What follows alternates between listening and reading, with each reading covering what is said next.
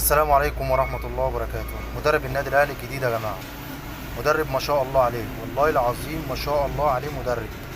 مدرب مميز جدا جدا جدا، بس لازم نصبره عليه شوية. هو الأداء مش أحسن حاجة، يعني الأداء مش أحسن حاجة، بس هو مدرب كويس جدا يعني. كويس يعني، بيعرف اللعيب يعني. اللعيب عايز ايه، بيلعب ايه اللي بيلعبه. هل اللعيب مستواه نظامه، مستواه كويس، مستواه مش كويس. تمام. آه بيعرف اللعيب صح، بيوظف اللعيب في مكان صح.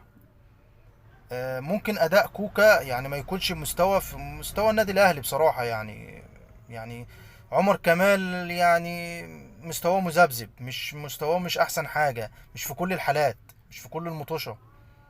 يعني عمر كمال لعيب ما شاء الله عليه، لعيب هايل، بس مستواه مش جاي مع النادي الاهلي.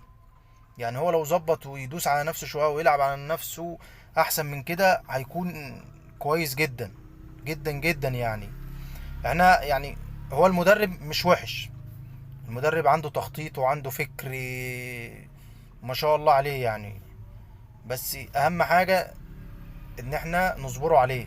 من هو ما شاء الله يا تلات مطوشة يعني كويسين جدا، والتلات مطوشة دولت يعني ما شاء الله يعني. ومستوى كويس ومستوى حلو جدا ومستوى تمام يعني. يا مسهل. النادي الاهلي يعني ما شاء الله عليه يعني ماشي، تلات مطوشة كويسين، وان شاء الله باذن الله خير يعني.